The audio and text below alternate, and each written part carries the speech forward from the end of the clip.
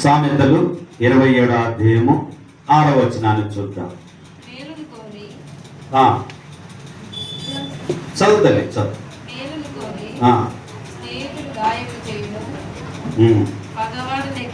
మేలును కోరి స్నేహితుడు గాయములు చేయును, పగవాడు లెక్కలేని ముద్దులు పెట్టును. పగవాడు ముద్దులు ఎవరైతే ఎక్కువ పెడుతుండ్రో అంటే ఈడు పగవాడని గుర్తుపట్టాలి వాక్యానుసారంగా. ఇంటోళ్ళు అంటే తల్లి పిల్లలు అంటే ముద్దు పెట్టుకోవడం సహజమే. తన పిల్లల్ని తాను తల్లి ముద్దు పెట్టుకోవడం, తండ్రి ముద్దు పెట్టుకోవడం, అవతాత ముద్దు పెట్టుకోవడం సహజమే. కానీ బయటి వాడు లెక్కలేని ముద్దులు పెడుతున్నాడు అంటే వాడు పగవాడని మనం అర్థం చేసుకోవాలి. మనల్ని ప్రేమించేవాడైతే మనల్ని హెచ్చరిక చేస్తాడు. నువ్వు సరైన మార్గంలో లేవు, సరి చేసుకో అంటాడు. నువ్వు మాట్లాడకపోయినా పర్వాలేదు, నువ్వు సరి చేసుకో అంటాడు. కానీ పగవాడు, మన శత్రువుగా ఉన్నవాడు, మనల్ని నాశనం చేయాలని తలంచిన వాడు ఏమనుకుంటాడంటే ముద్దు పెడతాడు. యేసు ప్రభుకు యూదా ఇస్కరియోతు శిష్యులలో ఒకడు, 12 మంది శిష్యులలో ఒకడు. ఆయన ఖజానాదారునిగా ఉన్నాడు. యేసు ప్రభుతో ఉండి ప్రార్థనలో పాల్గొన్నాడు, పరిచర్యలో పాల్గొన్నాడు, బాప్తిసంలో పాల్గొన్నాడు, అన్ని కార్యక్రమంలో పాల్గొన్నాడు. కానీ ముద్దిచ్చి ఏం చేసిండు? యేసు ప్రభువును అప్పచెప్పిండు. నేను ఎవరికైతే ముద్దిస్తానో ఆయనే యేసయ్య, నీ పట్టుకొని పోయి ఇష్టం పో, నాకు కావాల్సిన ఎండి ధాన్యాలు నాకు ఇచ్చేసి. నేను ఎవరినైతే ముద్దిస్తానో ఆయనే యేసు. యేసు నాకు తెలుసు, నేను ఆయన పోయి ముద్దిస్తాను. నేను ముద్దించినటువంటి వ్యక్తే యేసు ప్రభువు. మీకు ఆయన తెలియదు కాబట్టి నేను పోయి ఎవరికైతే ముద్దిస్తే ఆయననే యేసు, ఆయనను పట్టుకొని పోండి. ముద్దుల్లో చాలా ప్రమాదం ఉంది. ముద్దుల్లో చాలా ప్రమాదం ఉంది. కాబట్టి వాటిలో మనం జాగ్రత్తగా మనం ఉండాలి. మేలును కోరిన స్నేహితుడు గాయములు చేయును. గాయములు చేయనంటే పటాపట మాట్లాడేస్తుంటాడు. మొక్కలు చూడాడు మాట్లాడుతూనే పోతాడు. అంటే ఏం అవసరం లేదు, నీతో నీవు బాగుండాలి అంతే అనే ఆలోచన కలిగి ఉంటాడు. వేళ స్వార్థం కలిగిన వ్యక్తి అయితే ఏం చేస్తాడంటే అన్నిటిని ఆలోచన చేసుకొని మట్టుగా అయ్యి ముద్దు పెట్టి కొడుతాడు. ముద్దు చాలా ప్రమాదకరమైన. ఇంకొక వాక్య భాగాన్ని చూద్దాం. ఇదే 27లోనే 10వ వచనాన్ని చూద్దాం.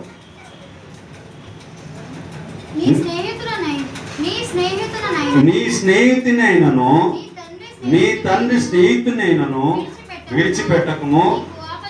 నీకు ఆపద కలిగిన దినమందు నీ సహోదరుని ఇంటికి వెళ్ళకము. దూరంలోనున్న సహోదరుని కంటే దగ్గరనున్న పొరుగువాడు వాసి. ఏమని చెప్తుంది ఇక్కడ అంటే, నీ స్నేహితుని నీ వదలొద్దు, నీ తండ్రి స్నేహితుని నీ వదలొద్దు, అలాగనే నీ సహోదరుని ఇంటికి నీవు వెళ్ళవద్దు. నీకు అపాయం వచ్చినప్పుడు, ఇబ్బంది కలిగినప్పుడు నీ పొరుగువాడైన నీ స్నేహితుని దగ్గరికి వెళ్ళు అని అంటారు. అంటే ఎవరు అని అంటే నిజమైన స్నేహితుని దగ్గరికి వెళ్ళమని చెప్తుంది. ఫస్టే చెప్పామ్మా, చెడ్డవాళ్ళనల్లా మనం ఆ స్నేహితులను వదిలేసుకోవాలి, మంచి వారితో స్నేహం చేయాలి. అన్నిటికన్నా ముఖ్యమైన స్నేహితుడు మనకు క్రీస్తయి ఉంటూ ఉన్నాడు. కాబట్టి నీ సహోదరుని దగ్గరికి పోతే నీకేమవుతుంది అని అంటే, పాలుని దగ్గర ఏమైనా అడిగితే సగం ఆయుష తక్కువ అంట. ఏం సౌరయ్య గారు, పాలుని దగ్గర ఏమన్నా మనం అడిగితే సగం ఆయుష తక్కువ అంట. వానికి ధైర్యం ఎక్కువ. పాలునికి ఎవరికి చేయలేపనికి ధైర్యం రాదు, వారికి మాత్రమే చేయలేపనికి ధైర్యం వస్తుంది. వాడు సంపాదిస్తాడు కూడా. వాడు పాలు ఎవడన్నా వస్తే కూడా ఏమంటాడు, మేము పాలెం మేము కొట్టుకుంటా నీవే అంటాడు. అంటే బయటోనికన్నా పాలోనికి కోపం ఎక్కుంటాడు. అది మళ్ళీ మనం బలిసినలం అయితే వాడు మట్టుగా అడిగి మనకి మట్టుకుంటాడు. బండ కింద చేయబడ్డలాగా మట్టుకుంటాడు. లేదు అని అంటే ఓడే బండ అవుతాడు, మనం గుది బండలాగా అవుతాడు. కాబట్టి మన స్నేహము మంచి స్నేహితుల దగ్గర మనం ఉండాలి. నీ స్నేహితునైనను నీ తండ్రి స్నేహితునైనను నీ విడవద్దు. అంటే ఏ స్థితిలో అయినా విడవద్దు. స్నేహం అంటే ఎట్టి పరిస్థితిలో విడవద్దు. నిజమైన స్నేహం. సంవత్సరానికి ఒకసారి వచ్చే హ్యాపీ ఫ్రెండ్షిప్ డే అని చెప్పి మట్టుకుండేటటువంటి స్నేహితులు చాలా అరుదు. వాళ్ళు గొప్పవాళ్ళని నేను అనుకో. నిజమైన స్నేహితుడు ఏం చేస్తాడంటే కష్టాల్లో ఎంబడి ఉంటాడు, నష్టాల్లో ఎంబడి ఉంటాడు, అనారోగ్యంలో ఎంబడి ఉంటాడు, బాధల్లో ఎంబడి ఉంటాడు, అన్ని విషయాల్లో సమయాన్ని ఇస్తాడు, అవసరం పడితే డబ్బును ఖర్చు పెడతాడు, ముందుకు తీసుకొని వెళ్ళిపోతాడు. స్నేహితుడు అంటే ప్రాణాపాయ స్థితిలో, కష్టకాలంలో ఎవడు ఈ ప్రపంచం వల్ల ధర్మినా దొబ్బేసిన వాడు మంచివాడు కాదని దొబ్బేసిన చేయి పట్టుకొని నిలబడ్డోడే నిజమైన స్నేహితుడు. అలాంటి స్నేహితులను మనం ఎంపిక చేసుకోవాలి. ఈ లోకానుసారమైన స్నేహం మనము చేయవద్దు ఎక్కువగా. ఇదే 27వ అధ్యాయంలో 14వ వచనాన్ని చూద్దాం. వేకువనే లేచి గొప్ప శబ్దముతో తన స్నేహితుని దీవించు అని దీవెన వానికి శాపముగా ఎంచబడును. ఎవరినైతే ఈ లోకంలో ఏమవుతుందనంటే ఎక్కువగా మనం దీవిస్తామో, ఎక్కువగా వారిని ప్రేమిస్తామో, ఎక్కువగా వారితో స్నేహం చేస్తామో వాళ్ళే ఒకరోజు దొబ్బిపోతారు. అదే మనకు ఒకరోజు శాపంగా అవుతుంది. నేను చెప్పే మాట కాదు, వాక్యం చెప్పే మాట. మళ్ళీ చదువుతుంది ఆ మాట. వేకువనే లేచి గొప్ప శబ్దముతో తన స్నేహితుని దీవించు వాని దీవెన వానికి శాపముగా ఎంచబడు. కాబట్టి మంచి మాట ఎవరికైనా శాపంగా మారబోతుంది ఈ లోకంలో. చెడు చెప్తే సంతోషపడతారు. ఉదాహరణకు డీజే పెట్టుకొని చెప్పింది అనుకోండి, ఇంకా మందే సిందే మంది ఇంకా మస్తు ఎగురుతూ ఉంటారు. ఇంకా గుండెలు గిండెలు ఇస్తారు, చెమటలు గింటలు పోయి కారిపోయి ఇట్లా గుండెలు ఇప్పి ఆ చేతులు పైనకి ఎక్కి ఇంకా రకరకాల స్టెప్పులతో డాన్సులు చేస్తారు. ఎన్ని గంటల వరకు చేస్తారంటే 12-2 గంటల వరకు చేస్తారు. 2 మనుషులు ఉంటారు ఆ రోజు. ఒకటే మనిషి లోపల 2 ఉంటారు. ఒకడు మందు అయినటువంటి వాడు, ఒకడు మందు తాగిన వాడు. ఈ రోజుల్లో మొగోళ్ళు ఒకటే మందు తాగేది కాదు. ఇప్పుడు ఆడవాళ్ళు కూడా డిన్నర్లో గ్లాసులు పెట్టుకొని ఓ ముద్ద ఓ పెగ్గు తాగుతున్నారు. కళ్ళు కాడ అదే పోటీలు ఉన్నాయి, సారాయి కాడ అదే పోటీలు ఉన్నాయి, రమ్ము జిన్ను డిస్కు బీరు బ్రాండీ కాడ కూడా అవే పోటీలే ఉన్నాయి. ఇప్పుడు ఎవరు ఎక్కువ బీరు తాగిన వాళ్ళకి మర్యాద ఎక్కువ. ఇప్పుడు ఈ కాలంలో కళ్ళు తాగిన వాళ్ళకి మర్యాద తక్కువ. చీప్ లిక్కర్ తాగిన వాళ్ళకి చీప్ అంటారు. నేను బ్రాండ్ తాగితే చాలా మంచిది అనుకుంటా. అంటే స్నేహం ఎటువంటి స్నేహం అయింది? ఇప్పుడు హోదాలను బట్టి స్నేహం చేస్తూ ఉన్నాం. దయచేసి చెడ్డ అలవాట్లు కలిగిన వారి దగ్గర నుంచి మీరు ఏం చేయండి? దూరంగా ఉండండి. ఎందుకంటే సహవాసం చెడిపోతుంది. దేవునికి దూరంగా ఉంటాం, మనము ఇబ్బందులకు గురి అవుతూ ఉంటాము. కాబట్టి మీరు పరిశీలన చేసుకోండి. వాక్యానుసారంగా ఉన్నారా, వాక్యానికి వ్యతిరేకంగా ఉన్నారని ఆలోచన చెయ్యండి. కీర్తనలు 88:18. 88:18. నా ప్రియులను స్నేహితులను నీవు నాకు దూరంగా ఉంచి ఉన్నావు. చీకటియే నాకు బంధువర్గమాయను. చీకటేనా అమ్మా? నా ప్రియులను స్నేహితులను నీవు నాకు దూరంగా ఉంచి ఉన్నావు. చీకటియే నాకు బంధువర్గమాయను. కొన్నిసార్లు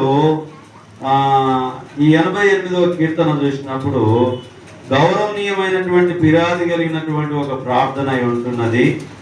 ప్రధాన గాయకుని మహాలతు లైనతు అనురాగం మీద పాడదగినటువంటి ఎజ్రాయుడైన హేమాన్ రచించిన దైవ ధ్యానమై ఉంటున్నది. కోరాహు కుమారుల కీర్తన గీతమై ఉంటూ ఉన్నది. ఈ యొక్క విషయాలను మనం ఆలోచన చేసినప్పుడు 16 చూడండి. నీ కోపాగ్ని నా మీదికి పొర్లి ఉన్నది, నీ మహాభయములు నన్ను సంహరించి ఉన్నవి. నీళ్లు ఆవరించినట్లు అవి దినమంతా నన్ను ఆవరించి ఉన్నవి.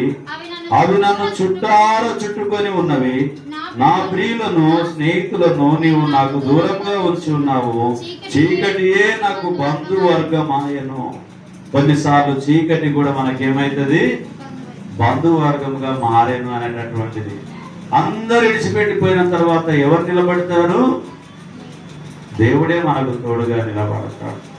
ఆదరణకర్త అయిన దేవుడే, ఆదరించేవాడు దేవుడే, ఆశ్రయాన్ని ఇచ్చేది దేవుడే, ఆపత్కాలంలో ఆదుకునేది దేవుడే. ఆయనే మన ప్రియమైన స్నేహితుడు అనేటటువంటిది జ్ఞాపకం ఉంచుకోవాలి.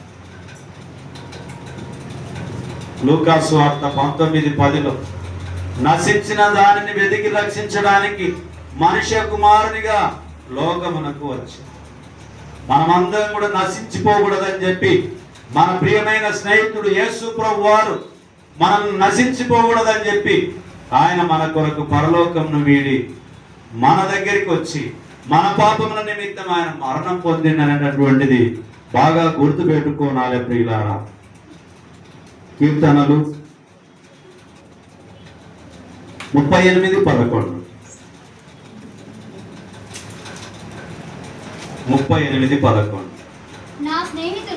నా స్నేహితులను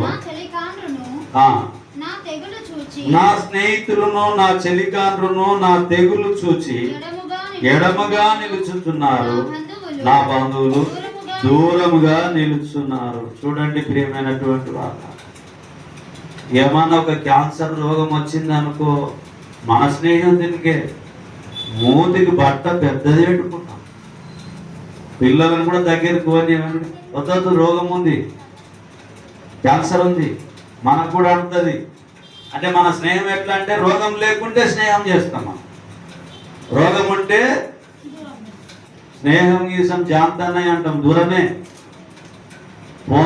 ఫోన్లోగానే మాట్లాడవచ్చు. ఏమ్రా మిత్రమా, బాగున్నావా, మంచిగా ఉండు, ఆరోగ్యంగా ఉండు, మంచిగా చూపించుకో, మంచిగా ఉండు, టైంకు ట్యాబ్లెట్లు వేసుకొని ఫోన్లోగానే చెప్పగలుగుతాం.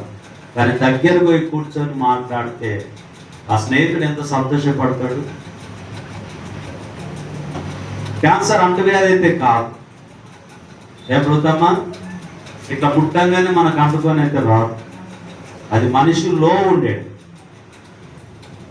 పొలంకి వెళ్ళినటువంటి పని చేసేటోళ్ళు ఉంటారు, సౌడు పొలంలో నాటేస్తారు, ఎర్ర పొలంలో నాటేస్తారు, నల్ల పొలంలో నాటేస్తారు. వాళ్ళకేమైనా అంటుకొని ఇంటి వరకు వస్తుంది, అది కడుక్కుంటే పోతుంది.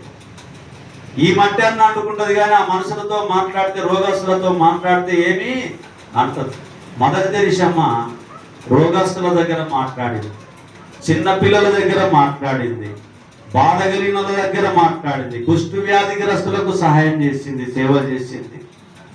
దేవుని ప్రేమ ఎటువంటిదని అంటే, లోకమల్లా వదిలిపెడితే స్నేహం చేయడమే గొప్ప స్నేహం, మంచి స్నేహం. అది దేవుని స్నేహమై ఉంటూ ఉన్నది. కాబట్టి నా ప్రియమైనటువంటి సహోదరి సహోదరుల, మన ఆలోచనలో, మన ఉద్దేశంలో, మన స్నేహంలో ప్రేమ కలిగి ఉండాలి. ఎట్లా ఉండాలమ్మా కాంతమ్మ గారు? మన స్నేహంలో ప్రేమ కలిగి ఉండాలి. ప్రేమ లేకపోతే నా వాడు కాడని చెప్పిండు. కాబట్టి నిజమైన స్నేహము మనం చేసేవారిగా ఉండాలి. దానియేలు గ్రంథం 2:13 చూద్దాం. దానియేలు గ్రంథం 2:13.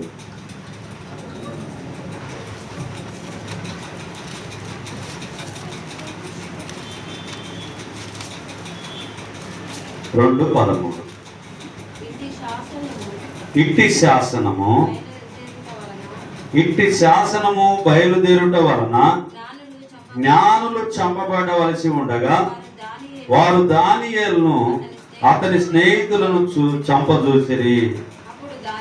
అప్పుడు దానియేలు బబులోనులోని జ్ఞానులను చంపుటకై బయలుదేరిన రాజదేహ సంరక్షకుల అధిపతియగు ఆరోగ్యకు దగ్గరకు పోయి జ్ఞానయుక్తముగా మనవి చేశాను. ఇక్కడ మనం ఆలోచన చేస్తే అట్టి శాసనము బయలుదేరుట వలన జ్ఞానులు చంపబడవలసి ఉండగా వారు దానియేలును అతని స్నేహితులను చంపజూసారు. ప్రాణం పోతుంది అని అంటే మన పక్కోని కూడా చంపడానికి తయారవుతాం. దానియేలు ఏం తప్పలేదు, ఎందుకు దానియేలు పాత్ర ఏమీ లేదు. కానీ దానియేలు స్నేహితులను చంపడానికి ప్రయత్నం చేశాడు పక్కన ఉన్న. నేను చాలాసార్లు చెప్తాను మీకు, చాలాసార్లు చెప్తాను మీకు, మీ అంతర్గతమైన విషయాలు మీరు ఇతరులతో పంచుకోకండి. వారే ఒకరోజు మనకు శత్రువులు అవుతారు. మీ బాధ దేవునితో, మీ సంతోషము దేవునితో, మీ సమాధానము దేవునితో, మీ కుటుంబము దేవునితో, మీ స్నేహము దేవునితో ఉంటే మీరు హ్యాపీగా ఉంటారు. ఎందుకంటే దేవుడు అన్యాయస్తుడు కాదు, దేవుడు న్యాయవంతుడు, దేవుడు నీతిమంతుడు, దేవుడు పరిశుద్ధుడు. కాబట్టి ఆయన పాపము చేయాల్సినటువంటి అవసరము, ద్రోహము చేయాల్సినటువంటి అవసరము దేవునికి లేదు. మనుషులు మాత్రం చేయగలుగుతారు. కాబట్టి మనుషులతో మనం చాలా జాగ్రత్తగా ఉండాలి. పాములతో జాగ్రత్త ఉంటామా, పక్కన బండ పెట్టుకుంటామా? ఏమ్మా పవనమ్మా, పాములు వచ్చినామనుకో, ఉండు పండుకో ఉండమ్మా, వదొడ్డు అని చెప్తామా? తేలు వచ్చింది అనుకోండి, ఉడకొకలేడా అని అంటామా? జరి రాని, తేలు రాని, పాము రాని, ప్రమాదకరమైంది మనిషికి ఏమైతే వస్తే మనిషి ఎందుకు జాగ్రత్త పడతాడు? ప్రాణం పోతుంది కాబట్టి జాగ్రత్త పడతాడు. మనిషి కూడా ప్రమాదకరమైనటువంటి మనుషులతోటి ఎందుకొరకు జాగ్రత్త ఉండాలంటే మనం పరలోకం పోతుంది. ఇటువంటి చెడ్డ అలవాట్లు కలిగినటువంటి వారితో స్నేహం చేస్తే మనకేం పోతుంది? పరలోకమే పోతుంది. కాబట్టి అది పోకూడదు అని అంటే మంచి స్నేహము చేయాలి. నిజమైన స్నేహితులను మనం ఎంపిక చేసుకోవాలి. నీ స్నేహితుని విడవకు, నీ తండ్రి స్నేహితుని కూడా నీవు విడవకు. అంటే తండ్రి కాలం నుంచి స్నేహితులు ఉన్నాడనంటే వారు మంచివారని అర్థం. తనకు కూడా స్నేహితునిగా ఉండడంటే తెలిసిన వాడని అర్థం.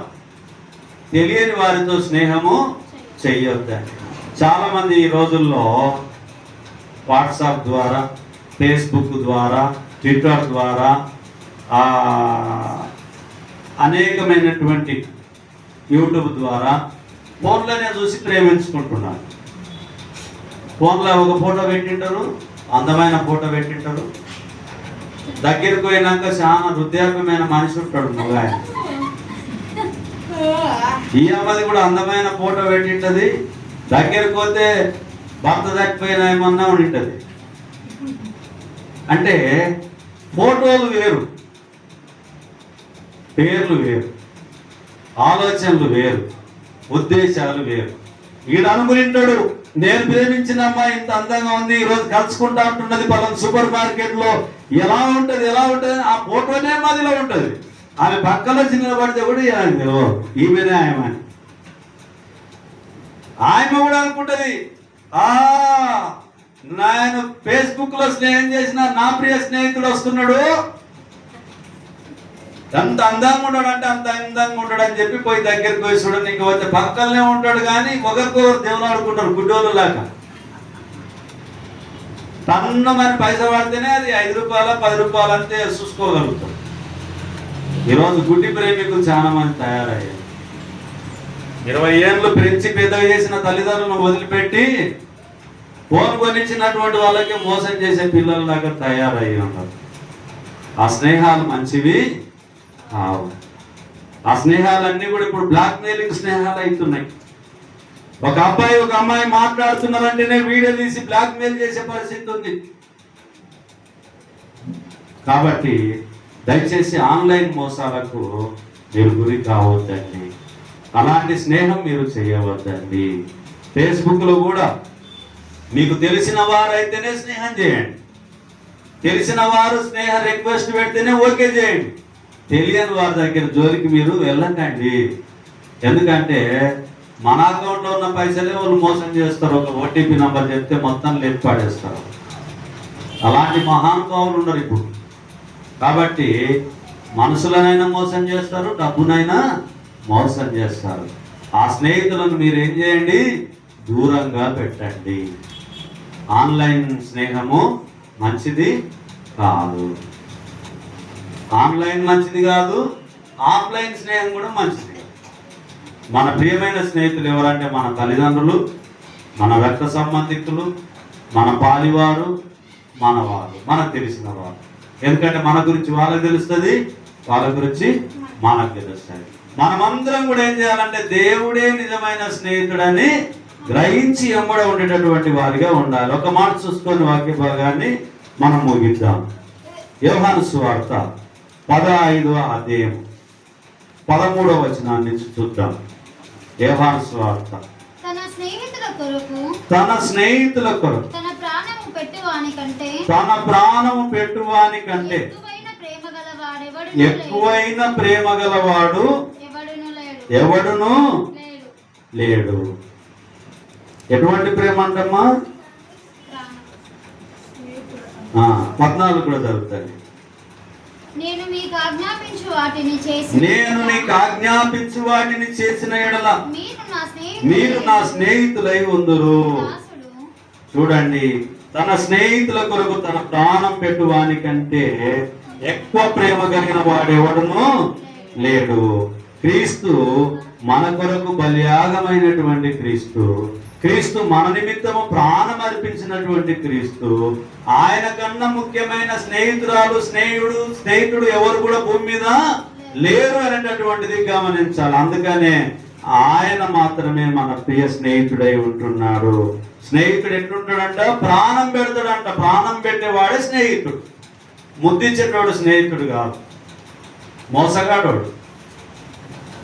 కాబట్టి చాలా జాగ్రత్తగా ఉండాలి. సబ్జెక్టు చాలా పెద్దగా ఉన్నప్పటికీ నేను దాదాపు 45 నిమిషాలు 47 నిమిషాలు సమయం అవుతుంది కాబట్టి వాక్య భాగాన్ని ముగించుకుందాము. తన స్నేహితుల కొరకు తన ప్రాణం పెట్టిన వారి కంటే ఎక్కువైన ప్రేమ గలవాడు ఎవడు లేడు. నేను మీకు ఆజ్ఞాపించు వాటిని చేసిన ఎడల మీరు నా స్నేహితులై ఉందురు. మనకు ప్రాణం పెట్టిన క్రీస్తును మనము స్నేహం చేయాలి. అంతేకాకుండా మనము దేవునికి స్నేహితులమై ఉండాలి అని అంటే ఆయన ఆజ్ఞలను కట్టడాలను అనుసరించి నడుచుకోవాలి. శ్రద్ధగా వాక్యం మీ అందరికీ ప్రభువు నామమున వందనాలు.